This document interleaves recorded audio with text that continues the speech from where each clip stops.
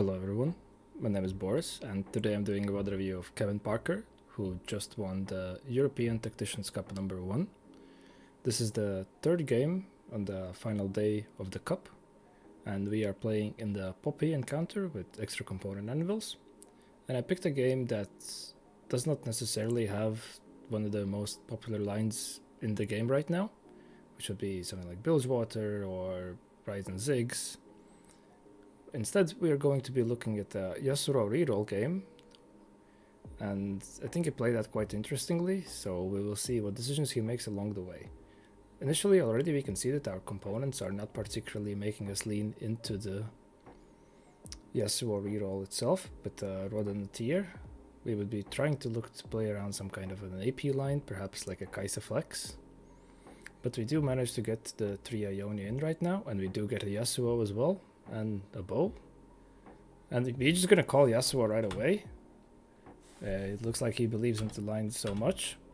Coming up on the augments, we have makeshift armor, which generally is a little understated, I feel like. It's certainly a decent combat option, but especially with extra component, it's not something we would be interested in playing.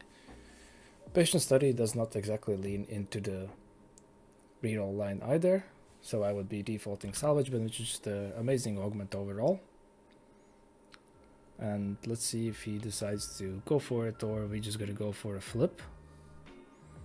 We do not exactly have an out, so instead we're just going to grab it, and unfortunately we get another rod, but we can make a Rage Blade right here. Going to be looking to pick up some kind of gloves here. Also, Rage Blade is one of the better items on Ionia, once we get there. Fortunately not another glove, but we have a salvage bin, so we're just going to slam whatever is the strongest. Therefore we are slamming something like a JG right now. The Yasuo reload generally wishes to play from ahead if possible. However, the thing is that we do not particularly have a board that would be able to obtain a lot of kills right away. So we're just trying to still leveled to see if we can preserve HP and trying to get as many kills as we possibly can, positioning in a way as well.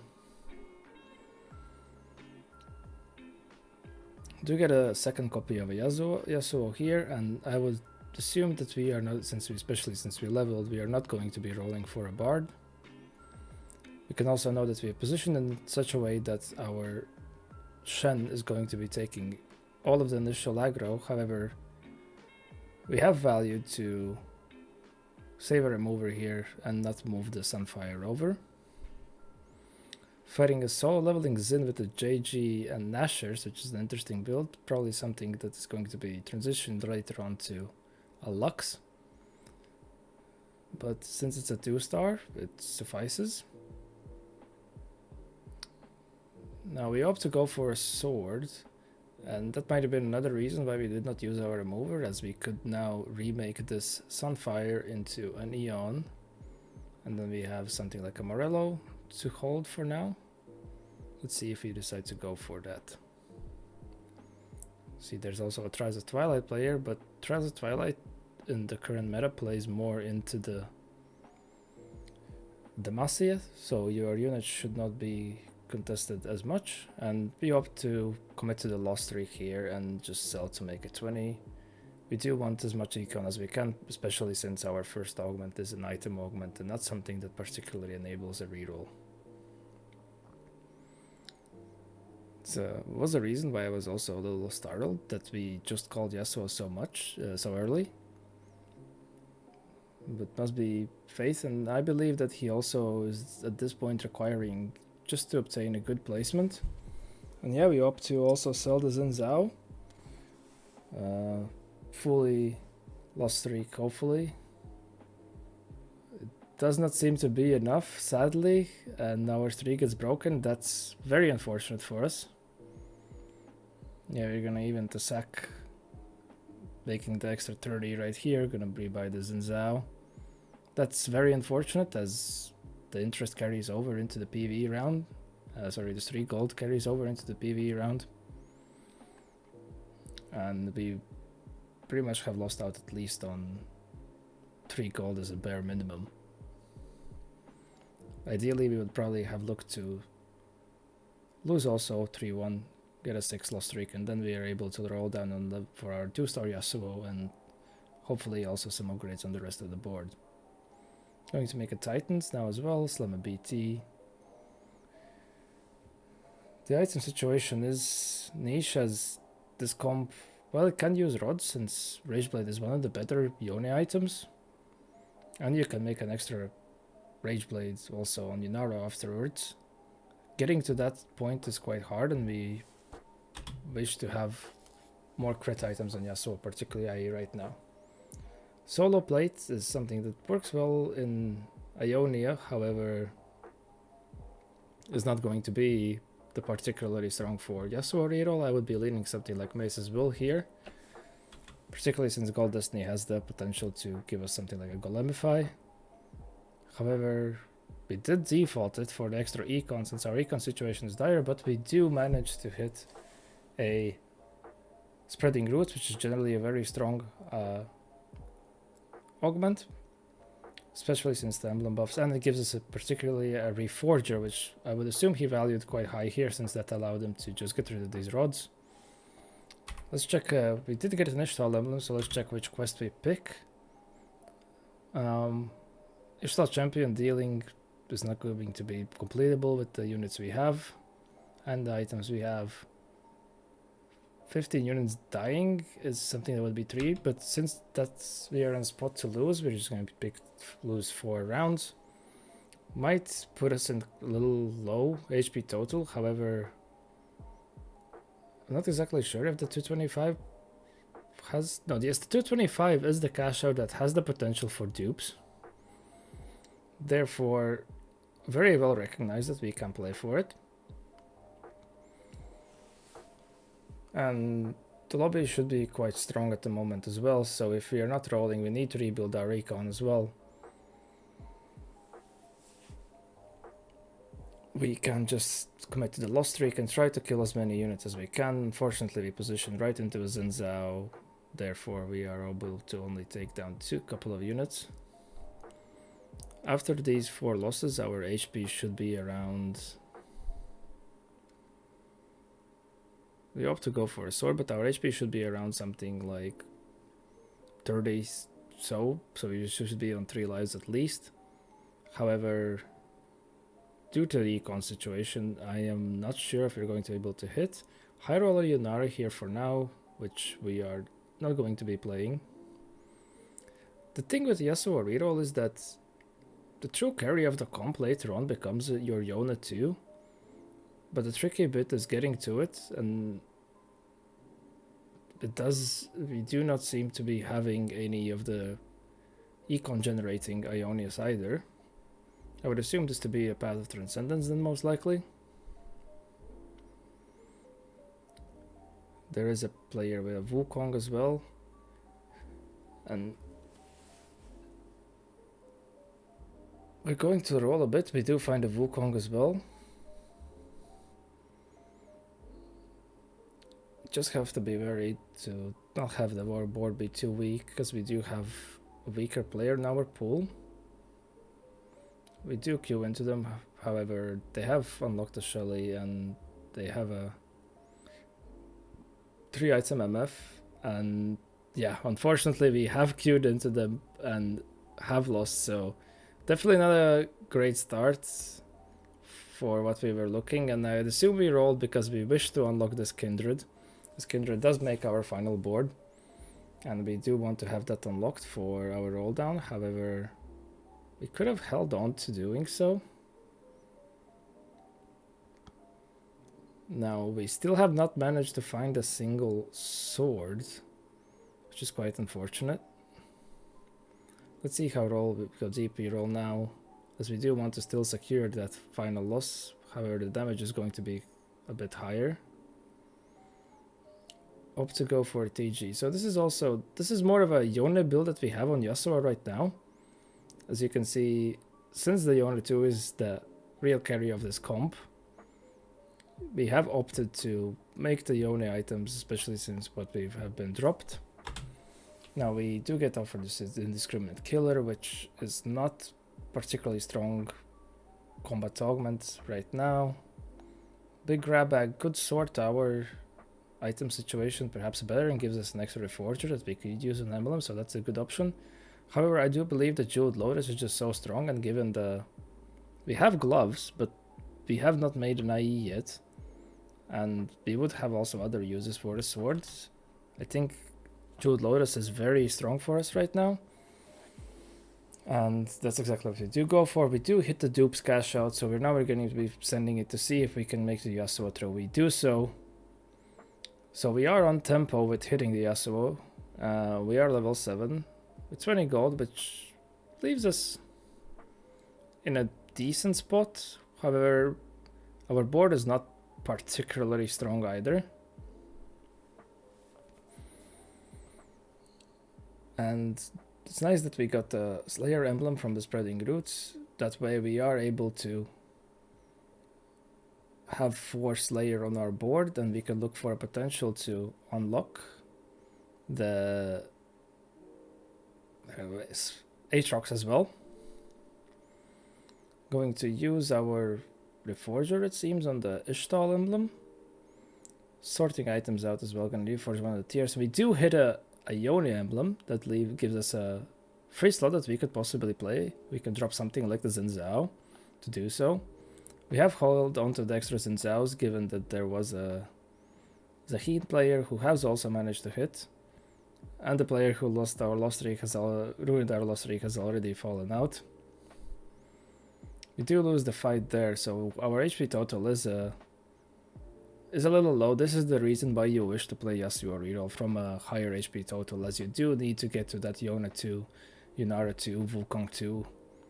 So you want to have strong econ and be able to hit on curve. This is why it's, in my opinion, not rated as high, because it can be quite flippy. I'm going to tag for Slayer here. Now that we have the Jeweled Lotus, we can also just make whatever crit item on Dinara. That's gonna work out fine. And in general for Yona, there is the reason why something like a Rage Blade is so good for him is since he's a auto attack scacking champion like in the last set. Therefore, if you are able to get to the extra attacks, he's going to be starting doing quite strong damage, and something like Titans, which we have slammed here, also pairs very nicely with the extra auto attacks we get. And then the third item we generally wish to be something of some form of survivability, and with BT being a little understated at the moment, Sterex fits in quite nicely. Now Q into an Echo player, and who also has an Eco tree. Therefore we do end up dropping to 15 HP, which if we are able to take one good loss in the next stage, I'm going to opt to last second level to levels, but for a potential set unlock. However, we do miss position, so this is definitely not one of the cleanest games. It's going to be interesting to see how we manage to salvage this spot. We have made also the necessary items to unlock Aatrox. Going to start transitioning. Yeah, we're gonna choose to opt for a BT. Also with 4 Slayer we should have quite sufficient amounts of Omnivamp. Going into a Kaisa Flex board. And we are able to take it down. Now as you can see already, Ionia 1 doing the same amount of damage as Yasuo 3. Unlock the set here. I do not think we have the use of the Velvet. Okay, now our luck has turned a little side. We have managed to find the double Ionia shop. Still really want to wish to have that Wukong 2 to be able to hold our front line, as if our tank falls then we start to get aggro on the Yasuo and the Yone, which is very unfortunate for us, as you could see there. With the Yasuo dodging around, if either also the weak side tank dies, at that point your Yasuo just takes target. Therefore it is generally recommended to have something like an Edge of Night on a Yasuo to be able to re-drop the attack rope. However, we only have gotten one sword. No, we still have also the gunblade, but we do seem to value the titans higher here as well.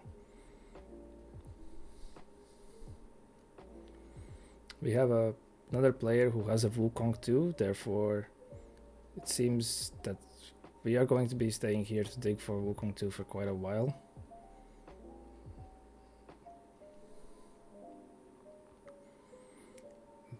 And that is another thing that we have not managed to pick up yet, which was the form of the Shred. However, we get that nicely from the carousel, and we also hit a Kindred, which should be able to stall the front line for us a little bit. Sitting on a Wukong pair, so I'd assume that we are just sending it to 0. There's only one player playing around the Wukong. And Yunara is able to apply the Shred quite well for the rest of the board. We would have preferred something, we would have preferred an even Shroud to complete the third item on our Wukong.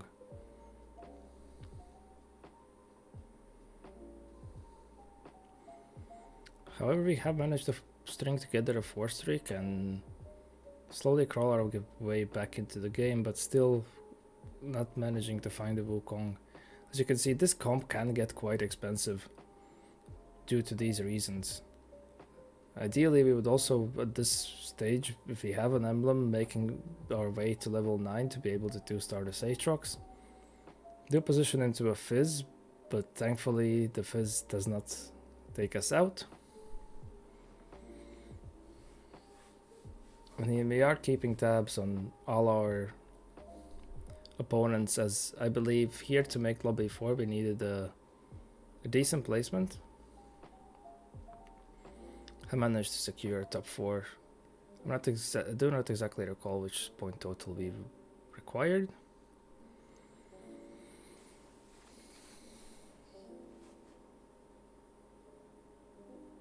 From an anvil here, I would assume that we would be looking for another third tank item. Finally managed to pick up the Wukong. Just going to break some of Pipeman's part.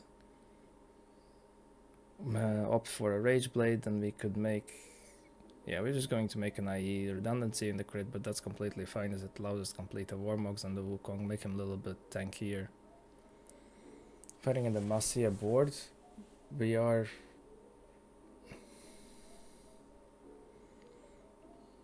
able to take it down since we had position on the weaker side. And Yasuo and in general these melee comps always wish to be on the weaker sides of enemy front lines to be able to collapse on one side and in some cases even wrap. Going up against his Zaheen. And now that this comp actually, when it manages to get to the critical mass of 2-starring your forecast, it can be very, very stable. And now we are in the top 3 situation, fighting a Bilgewater board with a Herald, which is also interesting to see how they arrived to their particular spot. Managed to nicely in last second position away from the Fizz, even though it does not give the Yunara the optimal angle. We still managed to crack the weaker side and secure a win here to make our way to top 2 against the Bilgewater board, which with a TF3 I would assume that we might be getting outcapped at this point.